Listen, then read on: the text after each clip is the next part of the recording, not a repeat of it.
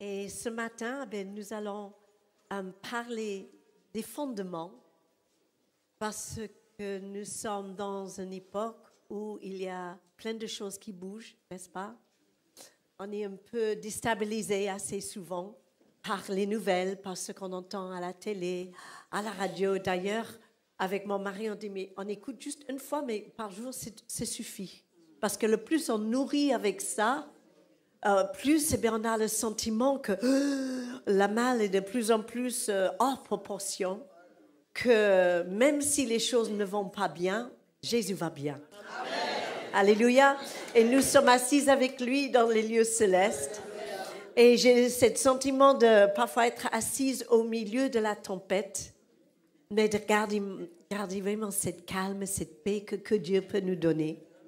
Et dans ce monde, il y a des gens qui vont chercher cette paix que nous avons et qu'on a besoin de rester solidement fondés et enracinés dans l'amour du Seigneur. Donc, on va parler de ces fondations, n'est-ce pas? Amen. Et donc, nous sommes très heureux de nous retrouver. Nous aimons beaucoup votre Église, nous aimons beaucoup le couple pastoral aussi. Et c'est important justement de créer des connexions d'amitié. Alléluia. Et ce qui était merveilleux avec Jésus, c'est que avec ses disciples, il y avait cette relation d'amitié. Souvent, les gens essayent de travailler ensemble, mais ils n'ont pas appris à se connaître. Et il en est de même lorsque nous voulons servir Dieu, nous devons apprendre à le connaître. Alléluia. Comme tu le disais, mon frère, nous sommes connus de lui, mais nous devons apprendre, c'est tout un parcours, à le connaître de plus en plus. Et nous aimons beaucoup avec mon épouse à travers toutes ces années, parce que c'est vrai, nous avons été jeunes aussi. Ah ben on est toujours jeunes, Claude. En fait, nous ne sommes pas vieux. Nous sommes simplement jeunes depuis plus longtemps que beaucoup d'entre vous. Voilà. Ça, c'est comme ça qu'il faut voir les choses, toujours avoir un esprit positif avec le Seigneur. Et nous ne sommes pas seuls et on peut vieillir ensemble et construire encore et encore des amitiés. Amen. Et c'est ça ce qui est important. Et par la grâce de Dieu, le Seigneur nous permet de pouvoir, depuis toutes ces années, libérer sa parole sous différentes formes. La forme prêchée, la forme témoignée, la forme chantée. Mais dans toutes ces formes-là demeure une réalité qui nous est décrite dans le psaume 107. Il envoie sa parole et les guérit. Donc pour toute personne ce matin qui regarde au-delà même de nos personnes à nous, mais qui reçoit la parole de Dieu, cette parole va engendrer obligatoirement un miracle. Un miracle pour l'affermir dans son identité de chrétien ou de chrétienne, un miracle peut-être pour la guérir dans son corps, pour la délivrer de quelque chose ou d'un lien qui traîne depuis des années. Moi, je pars du principe que, quelle que soit la réunion, à partir de l'instant où la parole de Dieu est libérée, quelle que soit la forme, nous devons nous attendre à un miracle. Amen. Combien nous avons de candidats au miracle ce matin? Alléluia. Nous-mêmes, nous sommes candidats au miracle, n'est-ce pas, ma chérie? Amen. Et nous avons pris beaucoup de plaisir à parler aux couples, et nous avons beaucoup parlé d'ailleurs. C'est pour ça que ce matin, on ne va pas chanter. On va laisser, merci, pasteur, je lui ai confié ça. On ne va pas chanter ce matin, on va laisser reposer nos voix, et puis on aura l'occasion demain soir et mardi soir aussi de chanter, de libérer aussi la parole sous cette forme. Et comme le disait Julia, nous avons un message que nous aimons apporter à travers ces temps de troubles qui s'appelle « Affermir ses fondements ». Et vous savez, lorsqu'on passe par des temps de troubles, de confinement, de Covid, et il y a beaucoup de choses tristes qui se passent parce qu'on voit des amis partir aussi, eh bien, on a deux choix. Le premier choix, c'est de faire comme ce monde. Le diable fait tout pour terroriser ce monde, faire peur aux hommes et aux femmes de cette société. Alors on peut aller dans ce sens, se laisser effrayer, faire partie des terrorisés qui imaginent que de toute façon, ce qui va arriver ne peut être que pire pour l'Église. Et moi je voudrais vous dire que ça c'est une fausse vision des choses. S'il va arriver encore des choses dans ce monde, ça ne va pas s'arrêter. Mais il y a ce merveilleux verset dans Ésaïe qui dit « Les ténèbres remplissent la terre, mais sur toi, sa gloire paraît. » Amen. Nous ne sommes pas de ce monde. Pour nous, il y a quelque chose. En tant qu'enfant de Dieu, en tant que corps de Christ, il y a quelque chose de grand qui est en train d'arriver. Ah oui. C'est-à-dire même certains miracles qu'on aurait aimé voir dans ce temps de confinement, qu'on n'a pas toujours vus. Bien, on va les voir dans ces temps. Dans ces temps de trouble, on va voir Dieu faire des choses extraordinaires. Et il y a même un verset dans l'Écriture que j'aime beaucoup, où Dieu dit à son peuple, « Ce que je vais faire, je ne te le confie pas en détail. » C'est une traduction. Parce que c'est tellement extraordinaire que si je te donnais tous les détails, tu n'arriverais pas à le croire. Donc il y a quelque chose de formidable qui vient pour l'Église de Jésus-Christ. Oui, et on peut le sentir dans l'air. Quelque part, quand on prie ensemble, on ressent qu'il y a une intensité, il y a quelque chose qui bouge à l'intérieur de nous, comme de nous préparer pour un temps qui commence très, très, très vite. Et je crois qu'on n'est pas totalement sorti de ce moment de charnement entre le coronavirus, entre la guerre, entre les différentes choses politiquement. Il y a beaucoup de les tempêtes et des choses au niveau de température aussi. Et il y a tout qui arrive un peu au même temps. Hein. Vous n'avez pas ce sentiment? Et on se dit, mais où on doit mettre notre attention pour prier pour ci, prier pour ça? Mais ce que je ressens, c'est que quand on se trouve ensemble pour prier, il y a quelque chose, un peu comme si le Seigneur dit, je suis en train de vous préparer. Alléluia. On est en train d'entrer dans une nouvelle ère. Et ce n'est pas juste parce que la reine Élisabeth est décédée, mais on est en train d'entrer dans un nouvel temps aussi, mondialement, par rapport aux autorités. Et il faut qu'on soit, il faut qu'on soit vraiment au diapason de ce que le Saint-Esprit est en train de faire. D'être vraiment à l'écoute et de ne pas perdre notre temps, de s'inquiéter comme les gens de ce monde, parce que dans l'Église, on va voir des grandes choses. Vous le croyez? Amen. Moi, je suis convaincue de cela. Donc, soit on se laisse aller à la peur comme ce monde, soit on utilise ces temps de trouble pour réfléchir et pour examiner nos fondements, nos fondations. Vous savez, ça fait partie de la vie chrétienne normale que parfois, eh bien, le vent il souffle et nos fondations sont un peu déstabilisées. Et nous devons régulièrement ajuster et réajuster nos fondements. Et nous devons utiliser ces temps de trouble pour examiner nos fondements. Et pour cela, il nous faut comprendre une chose.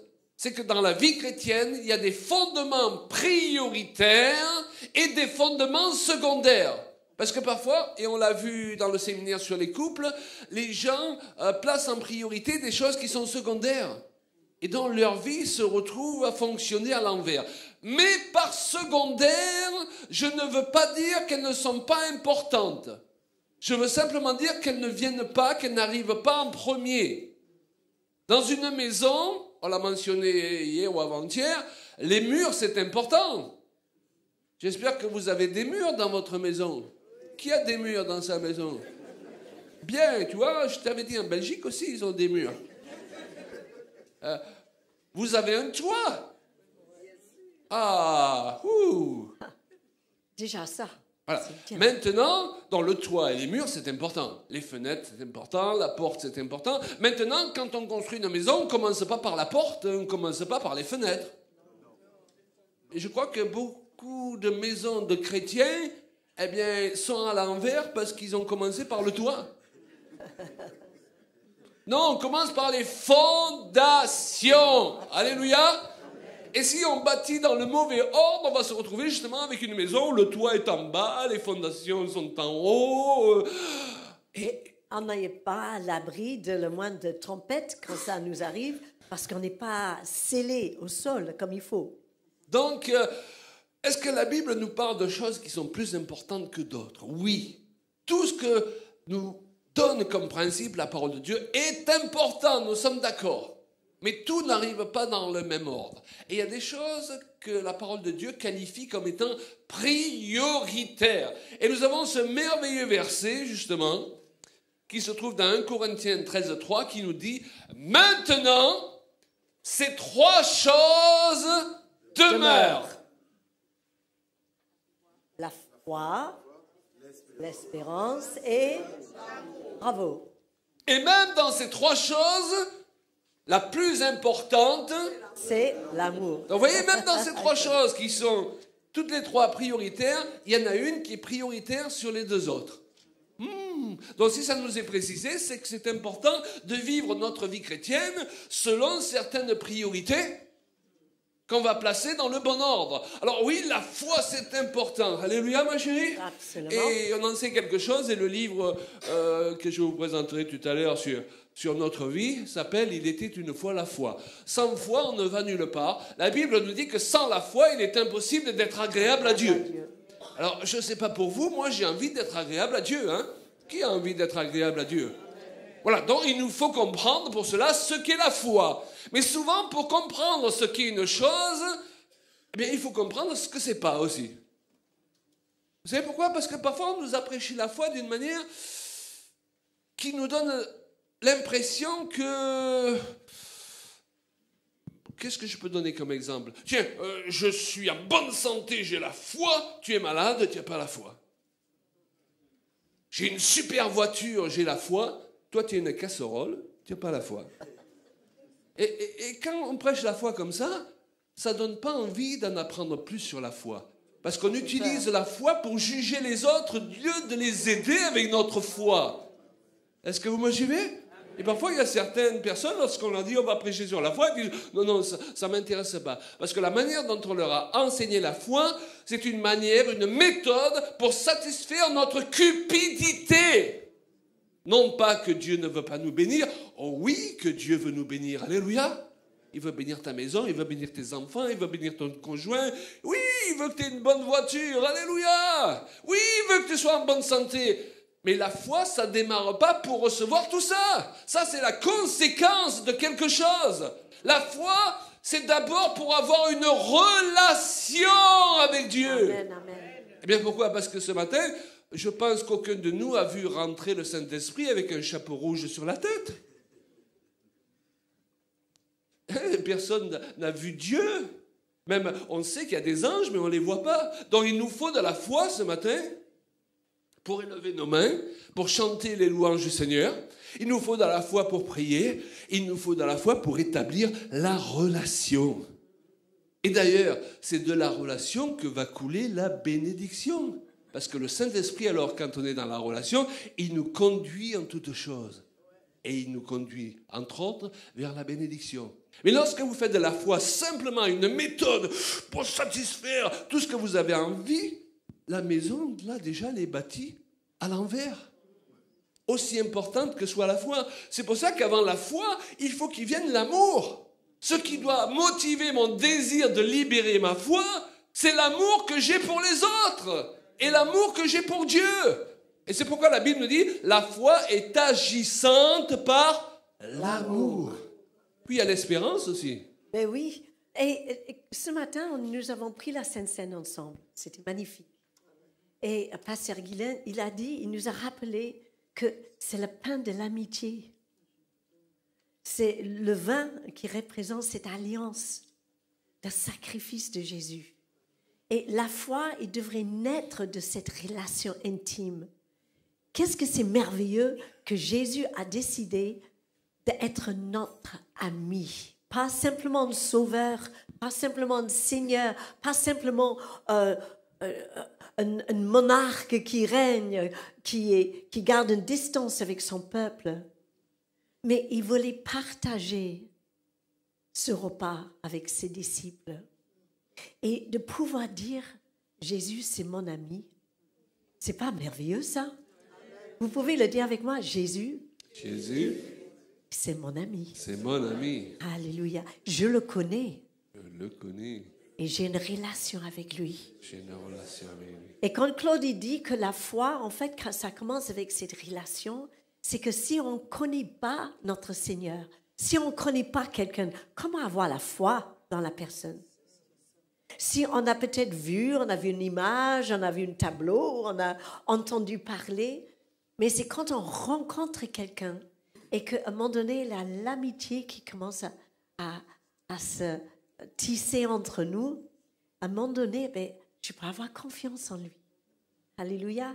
Je peux avoir confiance. Cette relation que nous avons entre parents et enfants, c'est une relation d'amour, mais c'est une relation d'intimité que rien ne peut en remplacer. Et que si on va parler de la foi, on peut avoir une foi pour déplacer la montagne, n'est-ce pas? Mais si on n'a pas l'amour qui va avec cette foi-là. C'est écrit là d'ailleurs. La Bible dit qu'on est comme un symbole retentissant, c'est ça? Oui. Hein? Et que on ne sert à rien. Donc, faites attention quand on dit « moi, j'ai la foi », en fait, on peut remplacer les endroits où c'est marqué la foi, on peut remplacer avec relation. Lorsque vous lisez la parole de Dieu la prochaine fois, remplacez le mot foi par le mot relation. Relation. Ça va vous donner notre dimension vis-à-vis de la foi et du pourquoi de la foi. Et Julia, tu l'as dit, et c'est écrit toujours dans 1 Corinthiens 13, oui, c'est important de parler en langue. Oui, mais si je prie en langue et que je n'ai pas l'amour, je suis une cymbale, tu l'as dit, retentissante. Et la Bible va encore plus loin. Je peux avoir la foi pour déplacer les montagnes. Si je n'ai pas l'amour, je ne suis rien. Moi, je crois qu'il y a beaucoup trop de chrétiens qui pensent qu'ils sont quelque chose alors qu'ils ne sont rien. Hey, ben oui. Qui a Internet? Un ou deux. Qui est à Facebook? Vous avez vu les chrétiens qui s'entretuent sur les réseaux sociaux? Quel est le témoignage qui est donné là? Ils s'entretuent à cause des points de doctrine dans lesquels on est supposé placer notre foi. Mais c'est ce dont on a dit pour les couples, parce que ça marche dans toutes sortes de relations. Il nous faut comprendre une chose, c'est que l'amour qui est la priorité de Dieu, et bien sûr que la priorité de Dieu, puisque Dieu est amour, c'est la nature même de Dieu. Eh bien, est bâti sur l'unité dans le couple, l'unité dans l'église, l'unité entre les églises, l'unité entre les pasteurs. Mais ce qu'il nous faut comprendre, c'est que l'unité selon Dieu, l'unité biblique, n'est pas bâtie sur le fait de tout voir pareil. Parce que sinon, je vais attendre pour être dans l'unité avec les autres, avec ma femme et avec les autres chrétiens, qui voient tout comme moi je le vois. Est-ce que vous me suivez? Et vous avez remarqué dans ce monde, quand vous n'êtes pas d'accord avec quelqu'un, il se sent obligé d'être en conflit avec vous. Et puis on l'a dit aussi dans le séminaire de couple, parfois dans le couple, ma femme n'est pas d'accord avec moi. Eh oui. Tu te rends compte? Ça peut arriver. C'est son droit. Tu as toujours la science infuse. Et parfois, heureusement. Et on le disait, on va répéter certaines choses, parfois, qu'on a pu dire pendant ce week-end, parce qu'elles sont importantes à comprendre pour une communauté aussi. L'unité est basée sur le fait de garder la paix, même dans les choses sur lesquelles nous ne sommes pas d'accord. Parce qu'on garde l'amour, on garde nos fondements à la bonne place, au lieu que la doctrine même prenne la place de la doctrine par excellence, qui est l'amour. Alors, nous avons précisé aux couples qui se sont donné la peine de venir à ce séminaire, que Dieu les bénisse, qu'avec mon épouse, eh bien, nous avons une entente. Nous sommes d'accord de ne pas être d'accord. C'est bien, hein? Parce que ça nous donne le temps aussi de réaliser pourquoi on n'est pas d'accord. Oui, parce qu'après 44 ans de mariage, et gloire à Dieu, nous avons fêté 44 ans de mariage la semaine passée.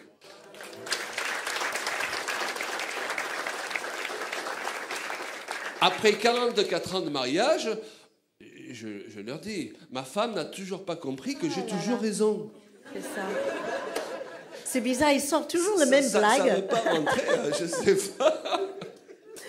Mais avec la patience, et si on a cette entente de ne pas être d'accord, ça lui laisse le temps de réaliser que, en fait, c'est moi qui avais raison.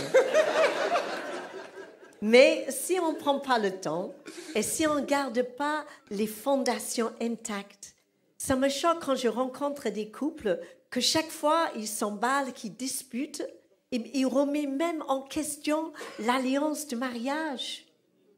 C'est dangereux, ça. Ils peuvent remettre en question même l'amour qu'ils ont eu depuis tant d'années, comme s'ils n'ont jamais aimé l'un et l'autre. C'est grave. Il faut que...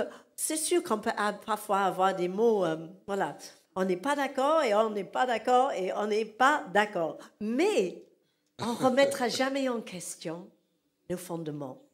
Et c'est pourquoi que nos fondements, ils ont besoin de rester intacts. L'amour, la foi, l'espérance, l'amour. C'est bien d'avoir de l'espérance aussi. Hein? Ah oui, l'espérance, c'est très bien. Ouais. Et tout commence aussi par de l'espérance. Hein? Pasteur Guélin me racontait son témoignage merveilleux. Il a espéré un jour servir Dieu, il a espéré un jour venir en Belgique, il a espéré être utilisé par le Seigneur, et des années après, ce qu'il espérait est devenu une réalité. Mais vous savez pourquoi? Parce que ce qu'il a espéré n'est pas resté au stade de l'espérance. Parce que si c'était au stade de l'espérance, il serait encore en train d'espérer les mêmes choses. Il faut à un moment donné que nos espérances se transforment en foi, parce que la foi, c'est la ferme assurance des choses. On espère. Mais moi, j'aime bien comparer l'espérance avec du potentiel. Est-ce que vous avez du potentiel? Est-ce que vos enfants, ils ont du potentiel? Et quand on les voit, on dit, oh, toi alors, hein, quand tu seras grand, oh, ça va être génial. Tu as du potentiel, tu vas pouvoir le faire, tu es compétent. Mais certaines personnes d'entre nous, Dieu nous a donné des dons, il nous a donné librement des capacités extraordinaires. Chacun de nous, on est tous très différents, heureusement. Sinon, ça serait dommage de recroiser trop de personnes qui nous ressemblent, ça serait un peu triste, n'est-ce pas? Surtout moi. Mais en tout cas, je crois que c'est important qu'on reçoit ces choses de la part de Dieu comme des semences qui devraient devenir quelque chose. Et comme l'espérance devrait devenir un jour une foi ferme, le potentiel devrait aussi devenir quelque chose concret un jour. Oui. C'est bien d'avoir du potentiel. On me disait, j'en avais plein quand j'étais tout petite. Mais si, après 10 ans, 20 ans, 30 ans, 40, 60 ans, les gens ils disent de nous, elle a de potentiel. Eh bien, il y a quelque chose qui ne va pas.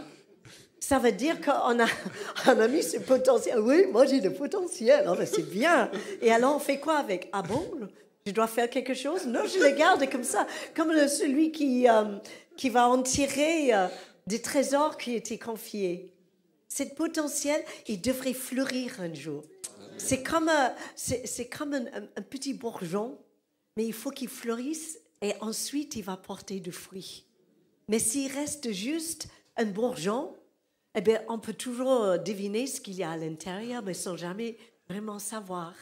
Donc Dieu, il veut nous faire fleurir. Alléluia. Il veut nous faire épanouir. Il veut nous amener du potentiel d'être des hommes et des femmes actifs pour le royaume de Dieu. Il veut nous amener d'avoir juste de l'espérance. Oh, j'espère qu'un jour... Mais à un moment donné, moi, je ne marche pas la foi. Parce que quand on a la foi, on a l'autorité qui va avec. Et quand on a juste l'espérance, eh bien, on a besoin parfois d'être encouragé par les autres. On a besoin de voir Dieu agir dans nos vies d'une façon puissante. Alors, il faut le laisser ces grains germer pour qu'ils deviennent... Vous êtes tous comme des arbres et vous allez porter du bon fruit. Quand ça sera le bon moment. Mais on ne peut pas juger juste un arbre parce qu'il a des bourgeons. On attend de voir les fleurs. Il a dit, oh là là, s'il y a autant de fruits qu'il y a de fleurs, ça va être glorieux. Alors, les fleurs, c'est un peu comme l'espérance. Et à un moment donné, waouh, le fruit est bon. Alléluia. On va dire, mais c'est un bon arbre. Vous êtes des bons arbres ce matin. Alléluia. Alléluia. Gloire à Dieu. Et donc, comment est-ce que le monde chrétien aujourd'hui peut être si divisé? Et alléluia, je crois que la gloire de Dieu va être manifestée parce qu'il va se lever un peuple uni et non pas divisé. Parce que la division empêche l'onction de se manifester, n'est-ce pas? Mais comment les chrétiens, je disais, on peut le voir sur Internet chaque jour, peuvent être si virulents les uns à l'égard des autres? Vous savez pourquoi? Et parce qu'ils ont oublié leur fondement. Le parler en langue est devenu leur fondement. La louange est devenue leur fondement. Merci Seigneur pour le parler en langue, merci Seigneur pour la louange, mais on en parlait avec le pasteur dans la voiture. Vous savez, ce qui est le plus délicat, le piège que le diable tend souvent sous les pieds du chrétien, c'est de faire des idoles, des choses que Dieu nous a confiées pour le servir. Est-ce que vous me suivez? Merci pour la louange, mais on peut louer la louange, adorer l'adoration et être esclave de la liberté. À l'époque des Hébreux, le Seigneur leur avait donné un support pour qu'ils libèrent justement leur foi. C'était le serpent d'airain. Puis la Bible nous dit que des années après, ils adoraient le serpent d'airain. Et vous savez, nous avons tendance dans les milieux évangéliques, et nous on va dans toutes sortes de milieux, à juger les églises traditionnelles en disant « ce sont des idolâtres ». Mais c'est rempli d'idoles qu'on ne voit pas dans beaucoup d'églises évangéliques. Le pasteur peut être l'idole, la prédication peut être l'idole, le groupe de louanges peut être l'idole. Tout ça c'est bon, merci Seigneur de nous l'avoir donné. Mais ça c'est pour nous amener vers Jésus, c'est pas la finalité. Ma dénomination peut être devenue une idole. Tous ceux qui font pas partie de ma dénomination, je les regarde comme des impies. Oh, la dénomination est devenue une idole. Elle a remplacé l'amour et en réalité j'ai plus de fondement. J'ai plus les vrais fondements que nous décrit l'Écriture parce que la dénomination est devenue mon fondement. Est-ce que vous me suivez? Donc dans ces temps de confusion, assurons-nous que nous ne faisons pas partie de ceux qui regardent ceux qui ne pensent pas comme eux, qui ne voient pas comme eux, de haut en les méprisant. Parce que ces trois choses demeurent. La foi, l'espérance et l'amour. Et je vais même vous choquer. Moi, j'écris des livres dont je crois à la doctrine, je crois à la pureté de la doctrine, je crois qu'il faut prêcher juste, alléluia, et qu'il faut encourager les gens à penser juste par rapport à la parole de Dieu. Mais je vais vous dire une chose, une vérité, c'est que Dieu regarde au cœur avant tout. Et en général, Dieu ne nous juge pas vis-à-vis des choses dont on n'a pas pris connaissance. Donc, à la rigueur, pour le Seigneur, il vaut mieux quelqu'un qui ne sait pas certaines choses et qui a une doctrine un peu bancale que quelqu'un qui a la parfaite doctrine, mais il ne marche pas dans l'amour. Il sera jugé plus sévèrement parce que finalement, il sera jugé par rapport justement à ce qu'il prétend être. Et beaucoup d'entre nous, nous prétendons être, par rapport aux églises traditionnelles, les gens du livre. D'ailleurs, parfois, le livre devient une idole. Vous connaissez ces chrétiens-là qui marchent que par Dieu m'a dit, la Bible dit. Quand j'étais jeune pasteur, ça m'impressionnait. Ça, quelqu'un venait me trouver et me disait la Bible dit, c'est scripturaire. C'est pas scripturaire. Et puis un jour, j'ai vu que c'était la même façon qu'avait utilisé le diable avec Jésus. Donc je me suis dit que c'était pas un critère de dire la Bible dit, que la Bible le disait vraiment. Et je mentionnais aussi pendant ces 2 jours, faites attention mes amis, oui nous voulons être spirituels, mais dans l'église on a un problème avec les gens trop spirituels. Arrêtez de dire tout le temps, Dieu m'a dit, Dieu m'a dit, Dieu m'a dit, Dieu m'a dit. Tout ce que tu penses c'est Dieu m'a dit. Et le jour où Dieu te parle, on ne t'écoute plus. Et puis lorsque tu es toujours en train... Je ne dis pas que des fois tu ne peux pas le dire, parce que Dieu te visite, alléluia. Mais regardez, l'apôtre Luc, il écrit son évangile, il ne commence pas par dire « Dieu m'a dit d'écrire l'évangile ». Il dit « Il m'a semblé bon d'écrire ces choses-là ». Et pourtant, c'était l'Esprit qui était là. Commencez humble. OK? Et Dieu va honorer votre humilité. Mais si vous commencez par « Je suis prophète », Dieu m'a dit, eh bien, tu vas être humilié devant tous et plus personne va t'écouter. Et aujourd'hui, c'est la mode. Nous avons trop de prophètes partout. Ils sont tous prophètes, ils sont tous apôtres. Tu envoies une pièce, là, tu es presque sûr d'attraper un apôtre. Alors, c'est dommage parce que les vrais apôtres et les vrais prophètes, après, ils passent, hein, ils sont noyés dans la masse, alors qu'eux, Dieu les a vraiment établis comme apôtres et comme prophètes. Hello, je parle à quelqu'un ce matin. Et Julia le disait, un arbre, on le reconnaît à ses fruits. Il vaut mieux pas en dire beaucoup, et quand les gens y grattent, waouh, ils en trouvent plus. Ok? Quand dire beaucoup et quand on regarde, tu dis, mais c'est tout ce qu'il y a derrière. Dis donc, il a prêché, il a sué, il était là, alléluia, la Bible dit. J'ai rien compris à tout ce qu'il a dit. Ça fait 1 heure qu'il parle, qu'il gesticule, j'ai rien compris. Ça vous arrive jamais d'écouter quelqu'un? Vous ne savez pas le couper?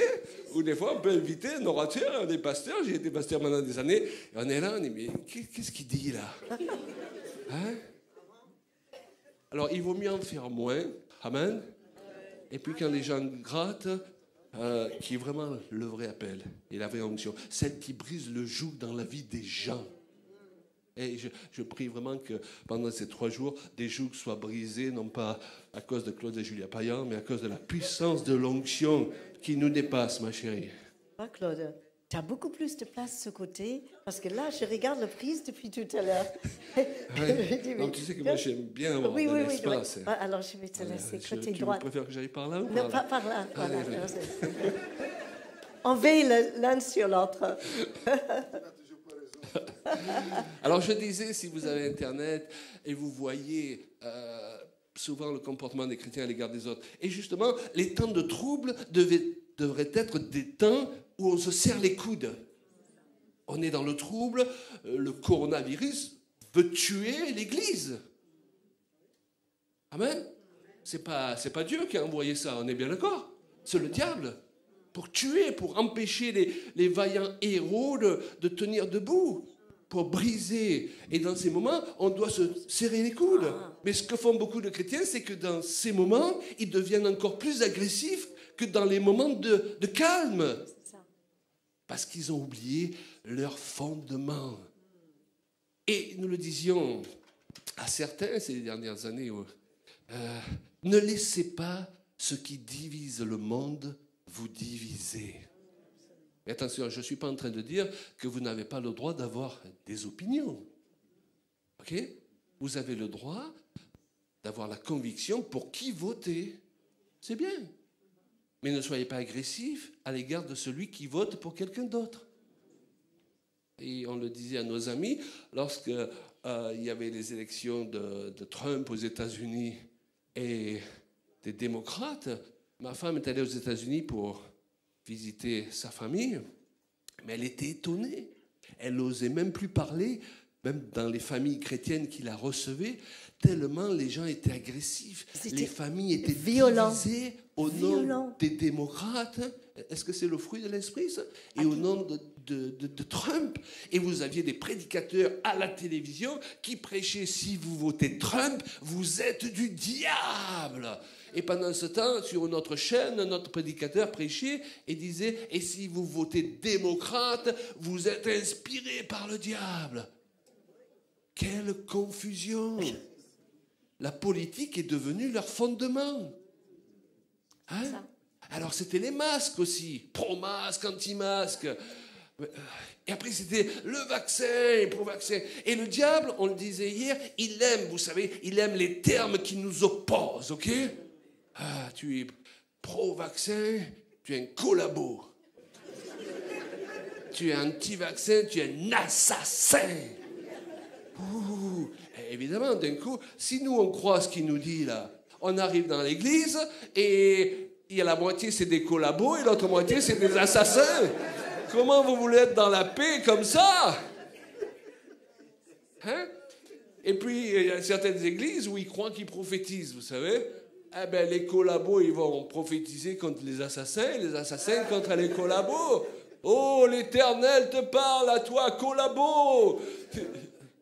Et là, on le dit avec humour, mais j'ai connu des milieux chrétiens où ça fonctionne comme ça. Parce que les gens ont oublié leur fondement. Et même quand ils prophétisent, ils ont oublié leur fondement. Qu'est-ce que dit l'Écriture vis-à-vis de la prophétie? Comment? Celui qui prophétise exhorte, excusez-moi. console. Il exhorte, console et relève. Amen. Bien sûr. Mais il y a des gens, leur manière de penser, c'est bon, Seigneur, je vais prier pour ce frère. Montre-moi ce qui ne va pas dans sa vie. Seigneur, il y a cette église qui nous reçoit, montre-nous ce qui ne va pas. Mais un ministère, il ne vient pas pour voir ce qui ne va pas. Il vient pour encourager à développer ce qui va. Exactement. Afin que ce qui ne va pas soit englouti dans ce qui va. Tu pries pour un frère, tu veux que Dieu te donne des paroles de connaissance, eh bien, prie avec amour. Seigneur, je veux aider cette personne. Et si elle a un problème, si elle a un besoin, vraiment, montre-moi comment l'encourager. Alléluia. Et au lieu de me montrer ce qui ne va pas, montre-moi ce qui va, que je puisse lui dire que Dieu est content avec ce qu'il fait de bien. Ça ne l'empêchera pas de rectifier ce qui ne fonctionne pas. Mais vous connaissez tous ces chrétiens qui veulent parler soi-disant de la part de Dieu et qui vous cherchent des poux. Il y en a assez de ça, parce que Dieu ne va plus bénir dans ces temps. Et il va y avoir une plus grande onction de guérison et de puissance, mais rappelons-nous les actes des apôtres. Il se faisait des miracles et des prodiges par les mains des apôtres, et nous voulons retourner dans une dimension même supérieure à ce qu'ont connu les premiers chrétiens, moi je le crois, c'est ce qui vient pour l'Église. Mais c'était aussi l'époque d'Ananias et Saphira. Et dis donc, ils ont raté leur offrande. Hein. Ils sont tombés de mort. Moi, j'ai été pasteur pendant plus de 20 ans. J'ai vu des gens faire pire qu'Ananias et Saphira. Ils sont toujours vivants. Il devait nous manquer de l'onction. Ah là là, on voit de toutes les couleurs quand on est pasteur. Ah là là, il y avait un gars, je me rappelle ce gars, il donnait un merveilleux témoignage. Dieu a fait ceci, a fait cela dans ma vie. Et puis il a commencé à venir à l'église et puis il rigolait. Je dis, wow, le Saint-Esprit le saisit, alléluia. J'étais très naïf. Et puis je me suis rendu compte qu'il fumait un pétard avant de venir à chaque réunion. Vous savez, dans la vie, je le raconte dans mon livre, il y a des joies, il y a des déceptions dans l'église aussi. Parce que parfois, on a accepté n'importe quoi, on a été trop naïf. Quelqu'un est venu nous dire, Dieu m'a dit, ah, Dieu t'a dit, ça va, pars en Chine. Chérie, on fait des bagages, on part en Chine dès demain. Oh là, on se calme. On va analyser si c'est vraiment Dieu qui l'a dit. Alléluia. Oh, la Bible dit, analysez toutes choses. Ne méprisez pas les prophéties, mais le Saint-Esprit est en nous et il doit rendre témoignage à notre esprit. Ensuite, il a mis une fille enceinte dans l'église. Il a subtilisé la carte bleue d'un frère. Il lui a vidé son compte en banque. Et c'était celui qui témoignait le mieux au micro. Et là, on le traite avec humour, mais j'avais pas envie de rigoler à l'époque. Et aujourd'hui, j'ai pas l'impression qu'on me prenne pour un idiot. Avec Jésus m'a dit, la Bible dit que c'est un péché de prendre le nom en vain. Et sans arrêt mettre Dieu m'a dit, on doit redécouvrir une sainte crainte. Hein? Amen. C'est pas la peur, on n'a pas à avoir peur de Dieu, je le disais, mais il faut redécouvrir cette sainte crainte. D'ailleurs, il se faisait des prodiges et des miracles par les mains des apôtres, et souvent on trouve la phrase avant, ils étaient dans la crainte du Seigneur. Le respect, alléluia. Il y a des choses que je ne me permets pas de faire. Même si je ne suis pas d'accord avec les gens, je ne me permets pas de les traiter n'importe comment. Amen. Si je ne suis pas d'accord avec ma femme, il y a des choses que je n'ai pas le droit de lui dire, vous savez pourquoi? Parce qu'avant d'être ma femme, c'est la fille chérie de Papa Dieu. Amen. Et si je la traite mal, je vais avoir des comptes à rendre à Papa Dieu. Alléluia. C'est bon pour les hommes aussi, mon frère, t'inquiète pas. Nous sommes les fils chéris de... Et nos femmes n'ont pas le droit de nous traiter n'importe comment non plus. Et de nous parler n'importe comment. Très bien. Ça allait, chérie? Oui, non, j'ai rien à dire. Je vais te laisser continuer. Tu veux ajouter quelque chose? Voilà, après, oui. Oui, donc il est important de réaliser que 3 choses demeurent. La foi, l'espérance et l'amour. Et la plus grande de ces choses, c'est l'amour. Dans tout ce que je fais, que je prophétise, que je parle de la part de Dieu, que je désire servir, si ce n'est pas motivé par l'amour, alléluia, ça n'a pas de sens. Ce matin, il m'est venu ce verset en me levant. C'est ce verset où Jésus, il est très simple, on le connaît tous, mais des fois on l'oublie. Où Jésus dit, tout ce que vous voulez que les autres y fassent pour vous, faites-le pour eux, parce que c'est la loi et les prophètes. Et là, c'était comme une révélation dans mon esprit. Je me suis dit, voilà, parfois j'essaye d'expliquer aux gens comment interpréter l'Ancien Testament, parce qu'il y a des choses qu'on ne comprend pas toujours. Mais voilà, Jésus nous a donné la clé. Pour comprendre ce que Dieu voulait dire, dans tous les préceptes qu'il a pu donner, il faut comprendre que ça résumait d'aimer son prochain. Et le problème, c'est que les gens les plus légalistes sont en général des gens qui interprètent mal la parole de Dieu. Ils croient que c'est la parole de Dieu, mais c'est leur interprétation qui est fausse. Ce sont souvent les gens les plus méchants. Ils sont méchants au nom de prophétiser. Ils sont méchants au nom de ce que tu n'as pas compris, ce qu'ils ont compris. Ils sont méchants au nom de la Bible. Et Dieu il nous a donné sa parole, c'est pas pour qu'on en ait peur. Ils sont méchants parce que tu as divorcé. D'un coup, il n'y a plus d'avenir pour toi. Eh oh! Dieu, il t'a donné un avenir, une espérance. Quelle que soit la mauvaise situation que tu as pu vivre. Dieu, il est juste. Et souvent, il y a des milieux, et ils sont très répandus, malheureusement, où quelqu'un a divorcé, et d'un coup, on dit, ça y est, tu ne peux plus servir Dieu. Déjà, la personne a été victime une première fois, on la rend victime une deuxième fois, et on pense que c'est ça, l'interprétation juste de l'Écriture. Mais si tu ne comprends pas l'Écriture, selon les clés que te donne, elle a été donnée pour aimer son prochain, tu deviens un légaliste. Et tu ne vas pas comprendre. Vous savez, on peut lire chacun le même verset et pas comprendre la même chose. Parce qu'un, il le lit avec un esprit légaliste. L'esprit légaliste, tu as fauté, maintenant tu vas payer. Ou le lire, le même verset, avec amour. C'est pour ça que Jésus disait aux pharisiens qui pourtant lisaient la Bible du soir au matin, hein, vous avez condamné des innocents. Wow. Il nous faut l'Esprit de Dieu. Sans l'Esprit de Dieu, vous pouvez prendre presque n'importe quel verset de la parole de Dieu et lui faire dire ce que vous voulez. Ce dont nous avons besoin, c'est des hommes et des femmes de l'Esprit. Et on ne peut être un homme et une femme de l'Esprit si nos fondements soit ne sont pas les bons, parce qu'ils n'ont jamais été les bons. Parfois, on n'a pas été enseigné. On a grandi dans un milieu qui était légaliste. Et on est devenu un légaliste parce que nos pères spirituels étaient des légalistes.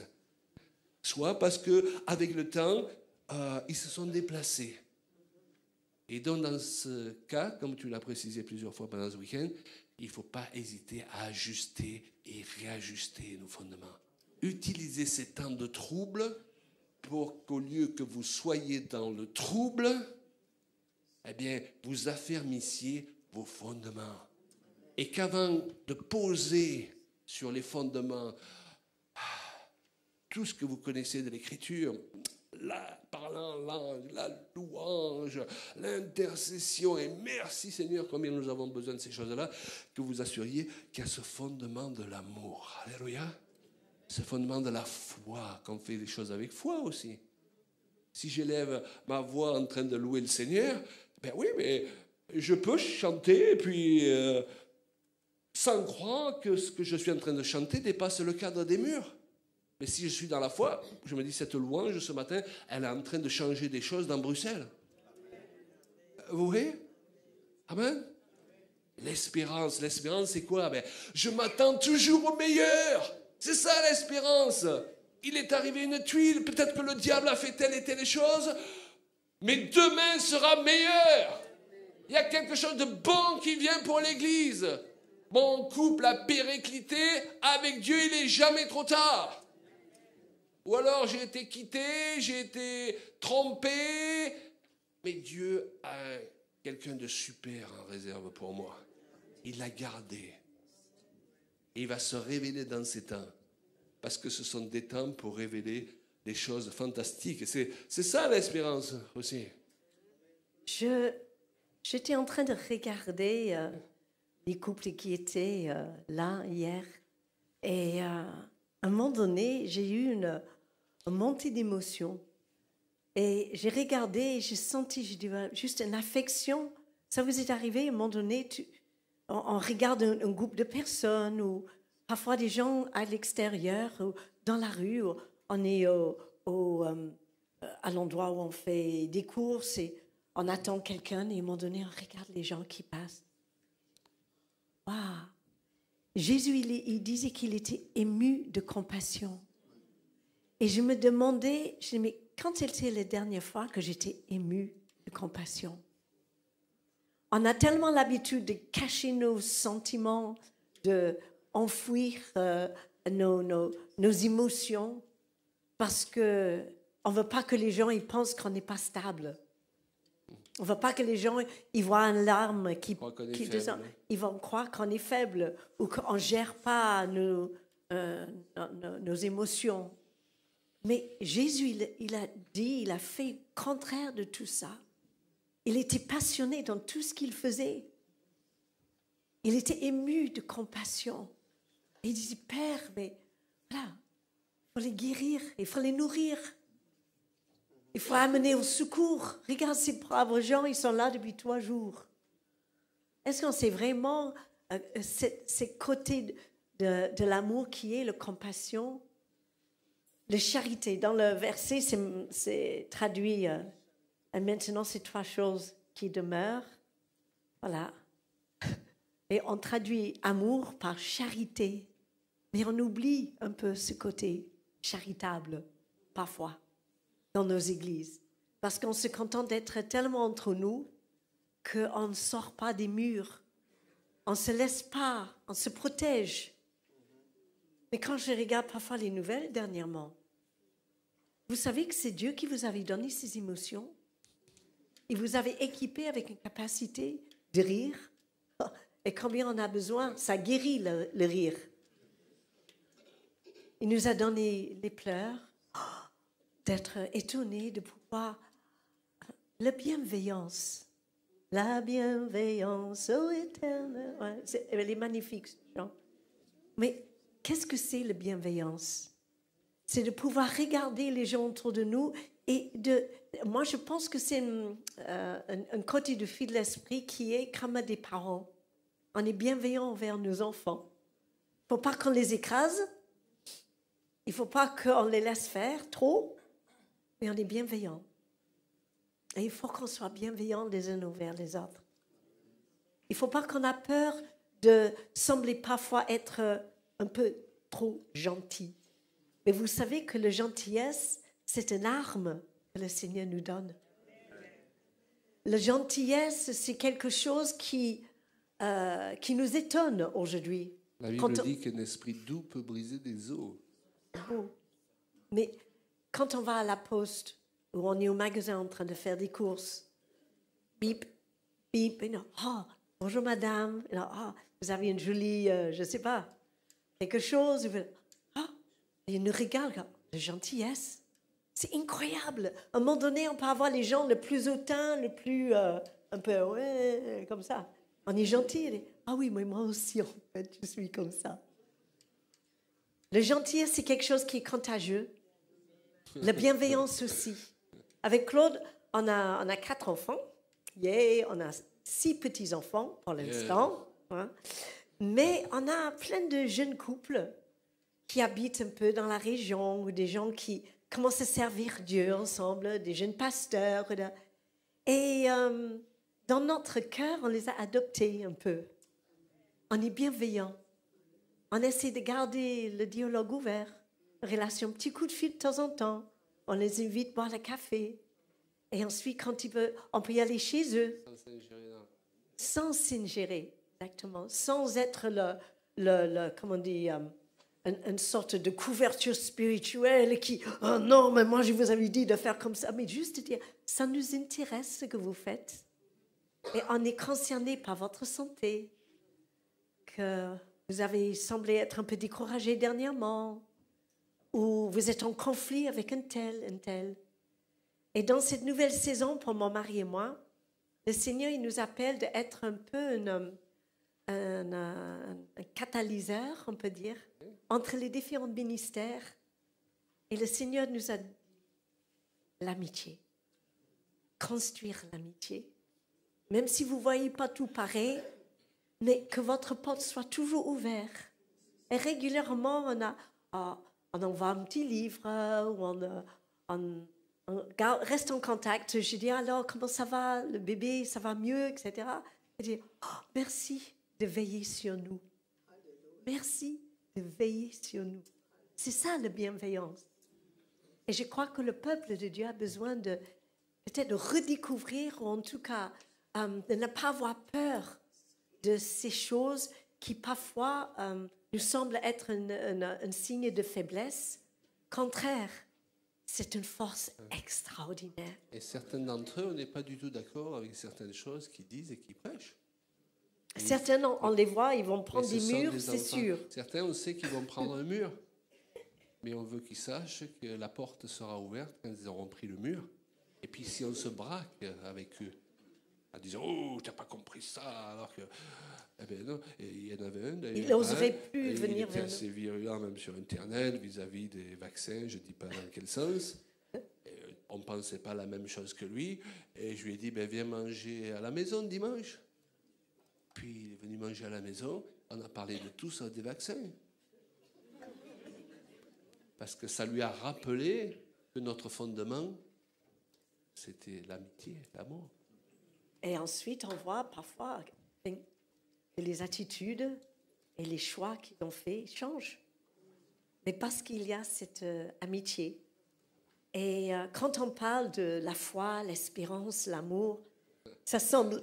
Bon, mais oui, on sait. Ouais, non, mais est-ce que vraiment, aujourd'hui, peut-être le Seigneur nous demande d'y aller un pas plus loin, d'y aller vraiment, pas juste faire coucou aux voisins quand on passe devant, mais de leur parler, leur donner quelque chose, créer des amitiés, même avec des gens des autres confessions. Alors, qu'ils ont confiance en nous et qu'ils savent qu'on est là s'ils ont besoin. Et à un moment donné, quand ils sont dans le besoin, il va venir. Parle-moi de ce Dieu. Parce que nous savons, vous êtes pasteur, etc. Et moi, j'ai vu des choses juste extraordinaires chez des personnes que je n'attendais absolument pas. La bienveillance, la gentillesse, la charité. Ça, c'est aussi des fruits de l'esprit Et quand que vous Dieu attend de manifestez nous. ces choses, les gens vont écouter Dieu à travers votre bouche. Vous n'aurez pas besoin de dire Dieu m'a dit, Dieu m'a dit, Dieu m'a dit, Dieu m'a dit. Parfois, on dit trop de Dieu m'a dit parce qu'on veut tellement convaincre les autres, et des fois, on veut se convaincre soi qui nous a vraiment parlé aussi. On veut compenser parfois.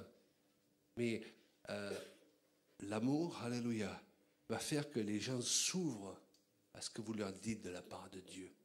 Amen.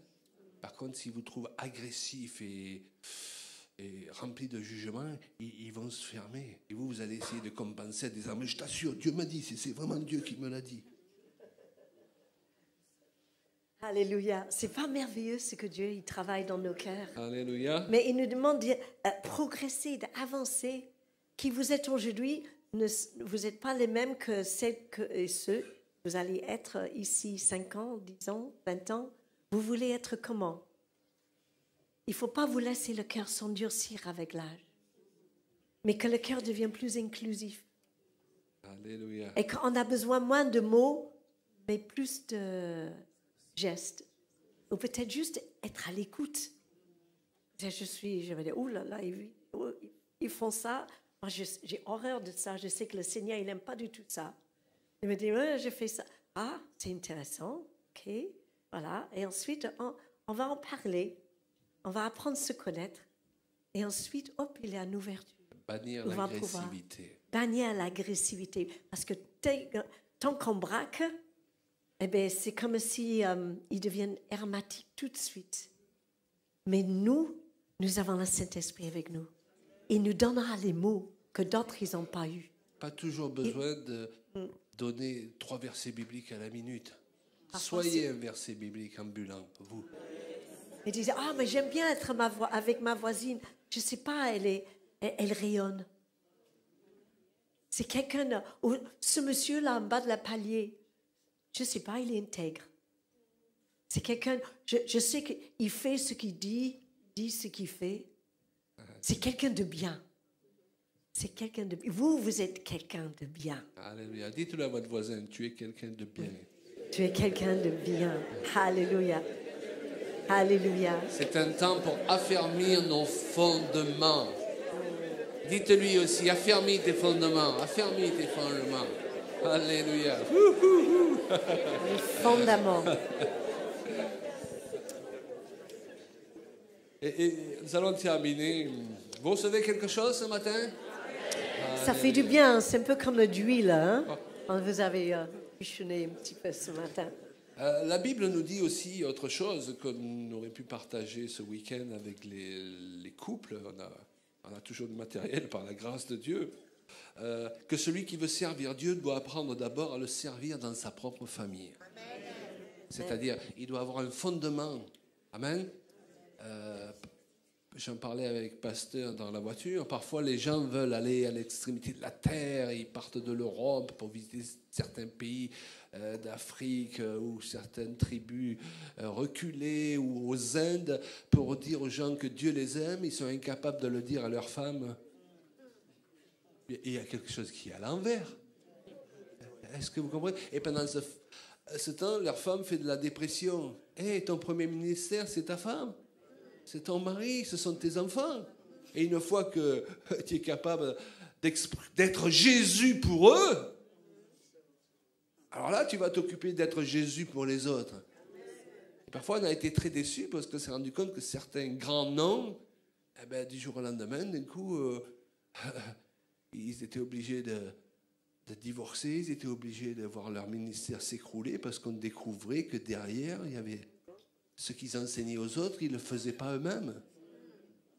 Le plus grand témoignage que nous pouvons être, c'est ce que nous vivons. C'est pourquoi l'apôtre Paul dit que nous sommes une lettre ouverte. Ça veut dire quoi? Les gens, ils doivent pouvoir lire, là. OK? C'est-à-dire, Claude Payan, il ne faut pas qu'il soit un certain Claude Payan ce matin parce que c'est le culte. Ouais. Et puis, si vous venez chez moi, vous frappez et vous nous entendez nous disputer.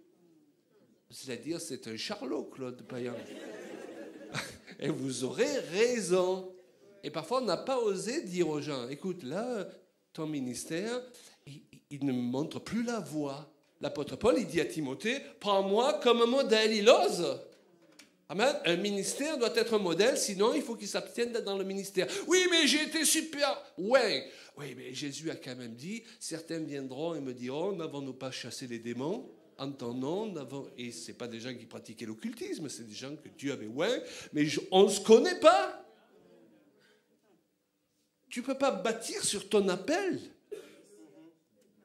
Tu dois bâtir sur ton caractère. Parce que le caractère est indissociable de l'appel. Et ce qui est important dans le ministère, c'est de durer. Oui. Hein? Il y a des gens, ils sont comme le tube de l'été, vous savez. C'est le ministère de l'été. Après, on ne les entend plus parler, quoi. Ils ont fait tomber tout le monde, ils ont chassé les démons de tous les côtés, ils ont crié comme des malades, ils ont voulu sauver le monde entier. Et puis on dit, où ils sont? Mais je ne sais pas, ils ont disparu. Parce qu'il n'y avait rien, il n'y avait pas de répondant derrière. Amen? La Bible va jusqu'à dire, en s'adressant à des chrétiens, que celui qui ne prend pas soin des siens est pire qu'un infidèle. Oh là là, c'est pas du Claude Payan, là, c'est du Paul. Hein? Il n'y va pas par quatre chemins. Et vous savez, parfois, on a construit à l'envers. On a donné toute la place, le ministère. On ne vit plus que pour le ministère. Et parfois, on a sacrifié nos enfants, notre famille, notre conjoint sur l'autel du ministère. Et ça, ce ministère-là, c'est un autel d'idolâtre. Et il faut le dire, ces choses-là. Et c'est vrai qu'aujourd'hui, on a un certain âge, tous les deux, on ne craint plus rien. Hein? Amen, quand on était jeune, on avait un peu peur de ce que les gens allaient penser. Peut-être on nous réinvite plus, ou ceci, cela. Mais aujourd'hui, vous savez, c'est à prendre ou à laisser. On aime ou on n'aime pas, mais vous avez les mêmes à la maison. Et on a trouvé que l'onction est le plus pur quand on va servir le Seigneur. C'est quand on est vrai. Voilà. Quand on va avec ce qu'on a et on fait valoir ce qu'on a et on a confiance dans ce que Dieu nous a déposé en nous, tel qu'on est, eh bien là, on va avoir un impact où les autres n'auront pas. Dans notre unicité, souvent on le dit, mais notre unicité, c'est un atout et pas un tard. OK? Et que si vous avez des grands oreilles ou un grand nez, enfin, à un moment donné, j'ai dit, mais Seigneur, mais c'est pas une excuse. Je te demande de te lever, tu y vas comme ça. Et vous avez une façon de faire, d'apporter l'évangile, d'aimer les gens autour de vous qui est unique. Et que si vous êtes à l'écoute du Saint-Esprit, il va vous montrer des choses, des petites choses, comment faire.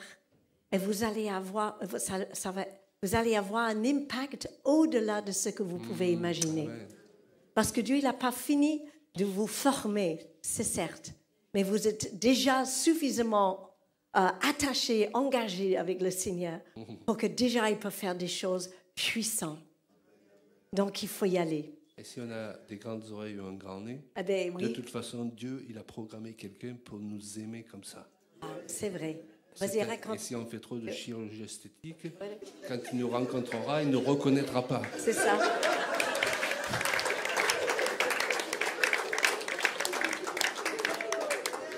Donc, pour rebondir sur ce qu'on disait, vous savez, parfois, parce que le diable essaye de faire des choses secondaires, des choses prioritaires dans notre vie. Alors que Dieu, il a déjà préparé à l'avance. Hein? De toute façon, on n'a pas besoin de plaire à tout le monde. On a besoin de plaire à notre conjoint. Oui, c'est Hein? On n'a pas besoin de plaire aux autres femmes ou aux autres hommes. Amen.